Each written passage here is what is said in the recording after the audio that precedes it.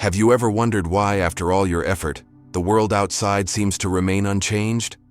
You've pushed, you've struggled, you've fought against your circumstances, but you have been fighting a shadow. The solid world you see is nothing more than a memory, a reflection of a state of consciousness you once occupied. It has no power to create, no power to resist. The real power, the only power, is within you. And in the next few moments, you are not going to learn a method. You are going to remember a truth so profound it will shatter the illusion you have been living in. Stay with me, because by the end of this you will understand how to do it all, alone. And in that aloneness, you will discover that you are all. They told you that to be alone is to be weak, a vulnerability. But what if I told you that to do it alone is the ultimate secret of power? It is not about isolating yourself from the world. Oh no. It is about waking up to the truth that you, and you alone, are the operant power in your universe. There is no one to ask, no one to beg, no one to convince. All of creation, every person you meet, every circumstance you face, it all originates from one source. And that source is your own consciousness. You are the sole author of your life story. You write the script, you direct the play, and you are the star. The world simply reflects the story you are telling yourself, within yourself. So when I say do it alone, I am calling you to remember your divinity. I am calling you to step into the director's chair of your reality and own the magnificent power that is, and always has been, you. The I am that you are. This sacred work, this act of creation, is an intimate affair. It is a secret communion between you and your desire. It happens in the quiet chambers of your own mind, in the privacy of your own being. No one else can feel your wish fulfilled for you. No one can assume your new reality for you. This is your inner work, your divine labor. It is the intimate dance between your imagination and the infinite possibilities that slumber within you, waiting to be awakened by your feeling. You must go within, alone, and shut the door to the outer world of appearances. You must close your ears to the chorus of doubt and the evidence of your senses. In this sacred silence, you are free to become the person you desire to be, to feel the reality of a world that does not yet exist for the senses, but which is being born from your assumption. This is not a struggle, it is a selection, a gentle surrender to the feeling of the wish fulfilled. Now look at your world. Do you see it? You, the people, the conditions, the so-called facts. They are not the cause of your experience. They are the effect. They are nothing more than a magnificent, three-dimensional mirror reflecting the state of consciousness you occupy. If you wish to change the reflection, you do not argue with the mirror. You do not try to manipulate the shadows on the wall. That is a fool's errand, a game of endless effort that leads only to exhaustion. The change must happen within the one being reflected. It must happen within you. To alter your external reality, you must first adjust your inner state. You must align your consciousness with your desire, not with the evidence of the world. The moment you successfully change your inner state, the world has no choice but to conform. It has no power to resist, for it is not the cause. You are. Always. You are the cause.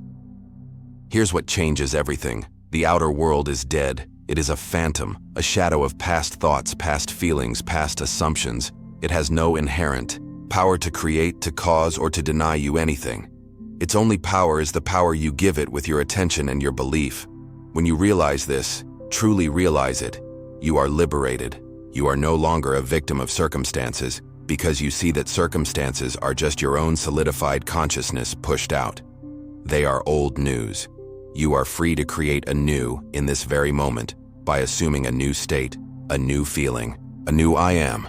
You can stand in the midst of unwanted conditions and in the sanctuary of your own mind, declare that it is not so. You can feel the reality of your desire so intensely, so completely, that the dead world of the past must crumble and give way to the living reality you have birthed within. So this doing it alone is your reclamation of sovereignty. What is the conscious recognition that there is no power outside of you to give or to withhold. All of the heavens and all of the earth reside within your own wonderful human imagination. The kingdom is within. Your desires are not frivolous wishes. They are divine promises, whispers of the potential states you can occupy. The journey is not one of seeking, but of selection. You are not trying to get something. You are simply deciding who you are now. You go alone into your inner world, not because you are lonely, but because you are the only one there. You are the creator, the dreamer, and the dream. And from this place of absolute inner authority, you will command a new reality into being, effortlessly. But that's only the surface. This is not just about thinking. It's about becoming. So, how do you do it? How do you apply this power in your daily life? You must practice the art of assumption. Tonight you will not go to sleep as the man or woman you were today. Instead, you will retreat into your mind, into that sacred temple where you are the only God. There, you will construct a single, simple scene that implies your desire is already a fact. Do not visualize the process of getting it. Visualize the moment after it is done. A friend congratulating you. The feeling of the object in your hand. The relief of the problem being solved. Now, feel it. You must feel its reality with every fiber of your being. This is the key. Feeling is the secret. You must get so lost in the feeling of satisfaction, of fulfillment, that it becomes more real than the world you left behind. You are not just imagining. You are living from the end. You are setting in motion the universal forces that will rearrange your world to match this new inner state. This is not positive thinking. That is a child's game compared to this. You are not trying to change things on the outside. You are fundamentally changing the thinker on the inside. You are revising your very concept of self. You are no longer the person who wants success. You are the person who is successful. You no longer hope for love. You are the one who is loved. This is a profound shift in identity. When you assume the feeling of your wish fulfilled, you are impressing a new character upon your subconscious mind. You are dying to your old self and being reborn into the state of your desire. The world will then reflect this new man, this new woman back to you. The change is not in what you think, but in who you believe you are. So I ask you, who are you? Drop the old story. Assume the new one. Now, think of your desires as seeds. Your consciousness is the fertile soil. Your only task is to plant the seed properly. You do this with a single, clear, feeling-drenched imaginal act. Once the seed is planted, your work is done. You must not dig it up every day to see if it is growing. You must not flood it with the anxious waters of doubt and fear. You nurture it with the quiet confidence of your assumption. You walk in the feeling that it is done. You know the seed has its own appointed hour, its own divine timing. Forcing, straining, and worrying are the actions of a person who does not trust the law, but you are the law, you are the gardener. You have planted the seed in the only reality there is, your imagination. Now, let it grow. Live your life knowing that the harvest is certain, for you have already decreed it to be so. And what of action? Do you simply sit and do nothing? No, but the action you take will be radically different. It will not be the frantic, effort-filled struggle of a man trying to make something happen.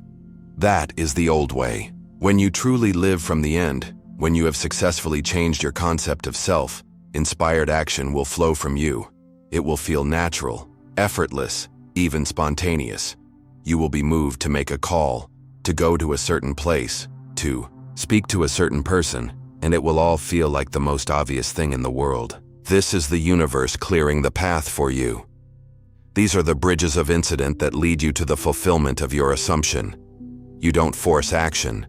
You are led into it. The state of consciousness is the father of the action. So first, change the state. The rest will follow. So you see, this is not a battle. It is a surrender. You are not fighting against reality. You are surrendering to a new reality that you have chosen within yourself. You assume. You become. You feel. You allow. Every moment of your day becomes an opportunity to practice this.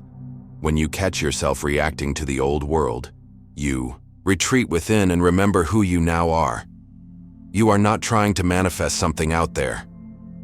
You are simply expressing who you are, from within. Your imagination is the womb of creation, and your feeling is the fertile element. You are planting seeds of new possibilities constantly. But what happens when the old reality seems to fight back? What do you do when the shadows of the past seem to linger, refusing to fade? Now we go deeper. The moment you commit to this path, the shadows of your old world will seem to rise up to challenge you. Do not be alarmed. These are not external forces conspiring against you. They are not obstacles. They are invitations. Every challenge is a divine invitation to go deeper into yourself, to strengthen your conviction in the unseen reality. The world is simply asking you, are you sure? Are you truly the person you have assumed yourself to be? When doubt appears, when the old story replays, it is a call to return to your imagination, the only creative power. It is an opportunity to purify your assumption, to burn away the dross of your former self until nothing remains but the pure gold of your new state. These challenges are not meant to stop you. They are meant to solidify your mastery.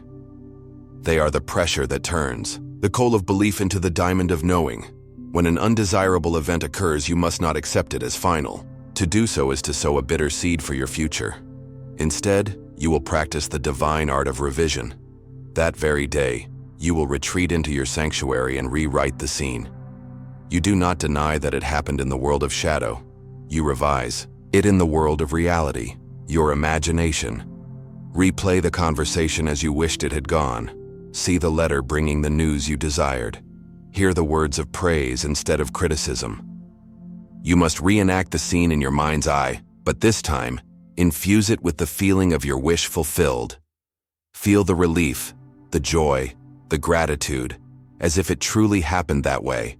And in the eyes of God, your own consciousness, it has. By revising the past, you are changing its effect, and thus you are redeeming your future. How is this possible? Because time, as you know it, is an illusion. The past, present, and future are not a rigid line you are forced to walk. They exist simultaneously now within your consciousness. All possible events, all potential realities, are forever existing in the infinite expanse of your I am. When you revise an event, you are not altering a fixed and solid past. You are simply selecting a different version of that event from the infinite storehouse of possibilities within you. You are turning your attention away from one reality and placing it upon another. Once you place your attention and feeling upon this new version, you have given it life. You have made it the true cause from which your future will now unfold. You are not a prisoner of your history. You are the master of a fluid, eternal now. But why do these unwanted circumstances arise? They are the faithful reflection of aspects of your own consciousness that you have not yet addressed.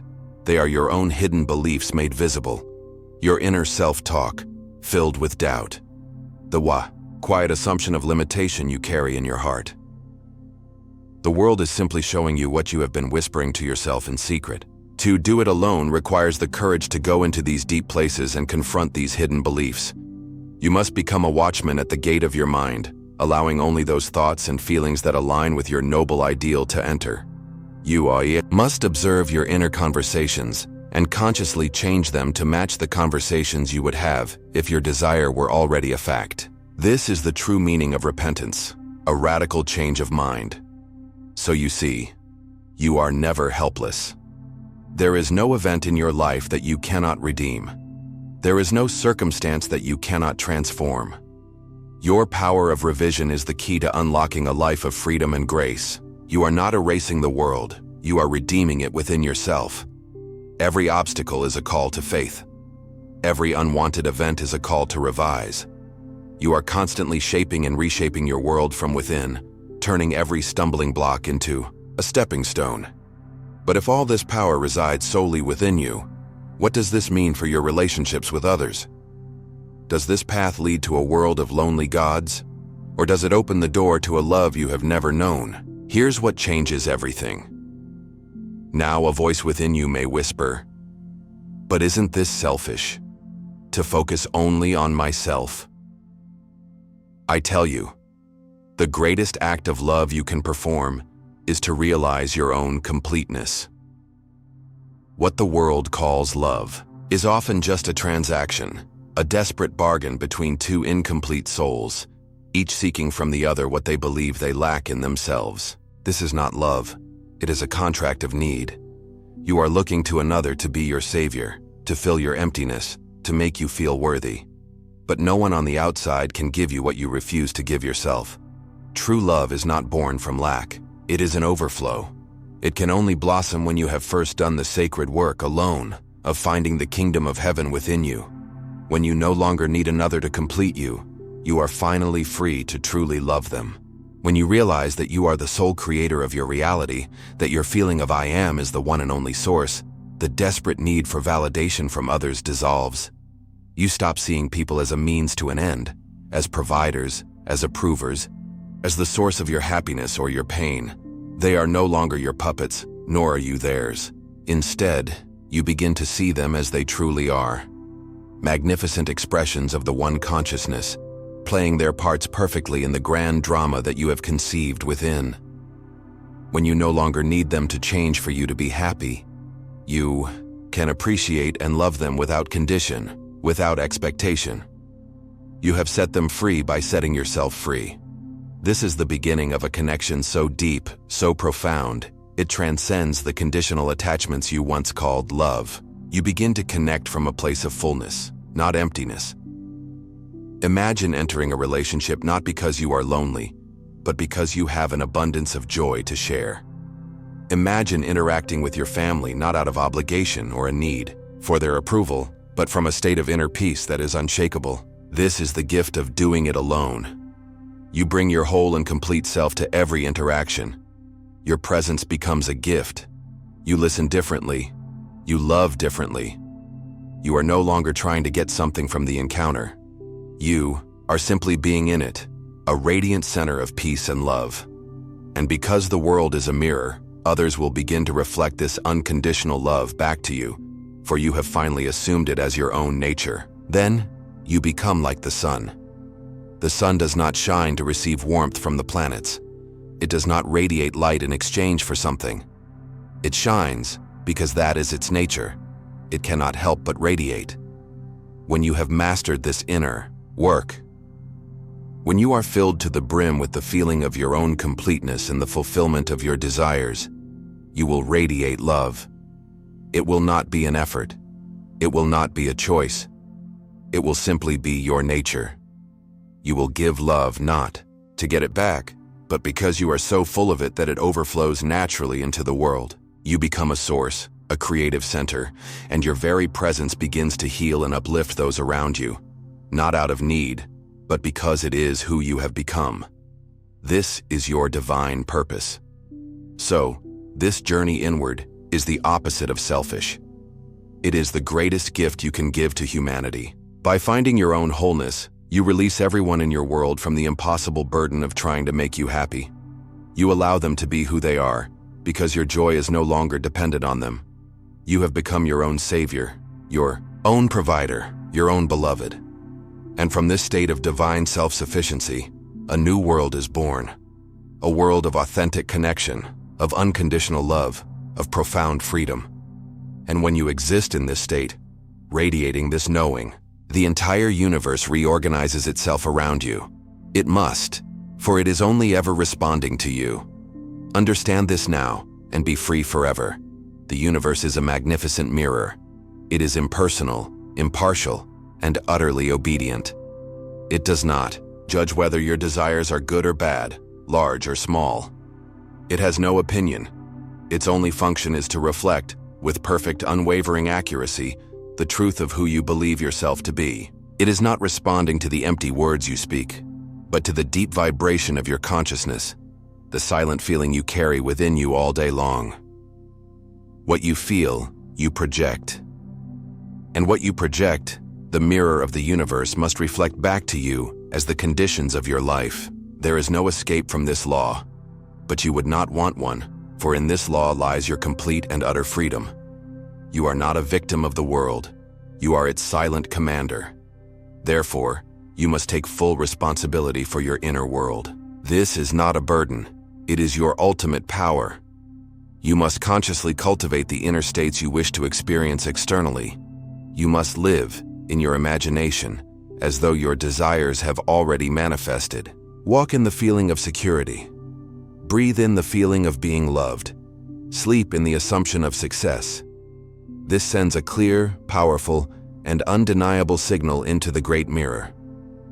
When your inner world is one of peace, fulfillment, and gratitude, the universe has no choice but to orchestrate events and circumstances to match that reality. You are not begging a distant deity for a favor. You are consciously aligning yourself with a new reality and commanding it to appear. Once you have assumed your wish is fulfilled, you must learn to trust. Trust the process. Surrender the desperate need to control every detail of the manifestation. Your only job is to remain faithful to your inner state. To try and figure out the how is to introduce doubt, and to doubt is to impress a new, unwanted state upon the mirror. Have unwavering faith that the creative power within you is organizing everything for you. This is not passive waiting. It is an active, patient expectancy. The universe operates on divine timing, bringing things to fruition in the most perfect, harmonious way. Your impatience can disrupt this divine unfolding. Plant your seed, nurture it with faith, and allow the harvest to appear in its own perfect season. It is already done. Know this: your thoughts, when fused with feeling, are creative forces. They are divine commands. They are prayers that the universe is constantly, unfailingly answering. Every persistent assumption is a decree that reality must obey. This is why you must become the master of your inner world. A focused mind, a mind that consistently returns to the feeling of the wish fulfilled, is the most powerful creative instrument in existence. You are not hoping for a change. You are commanding a change through the power of your sustained attention and feeling. Do not waste this power on thoughts of fear, lack, or resentment. Use it deliberately. Use it lovingly. For every moment, you are praying, you are commanding, you are creating your next reality. What are you commanding right now? And so it is. The journey of doing it alone leads to the ultimate realization. You are not separate from God. You are that creative power expressing itself. You are not a small, insignificant being in a vast, indifferent universe. You are the very center of your own universe, and it is a loving, responsive mirror of your own consciousness. The outer world is simply the stage upon which your inner states are played out for you to see. To change the play, you do not rearrange the stage. You rewrite the script within. You assume the feeling of the ending you desire, and you live from that ending. This is the truth. This is the law. You already are everything you could ever dream of being. The old you is gone. It dissolved the moment you understood this truth. You are no longer a creature of circumstance. You are the creator. The world is not your master, it is your mirror. So I ask you, what are you ready to assume right now? What new reality are you choosing to feel into existence in this very moment? Let me know in the comments below. Declare your new I am. Subscribe and turn on your notifications, because this is not the end of a lesson. It is the beginning of your remembering. And do not stop here. If this woke something up in you, wait until you see what's next. Click the next video now and assume your power.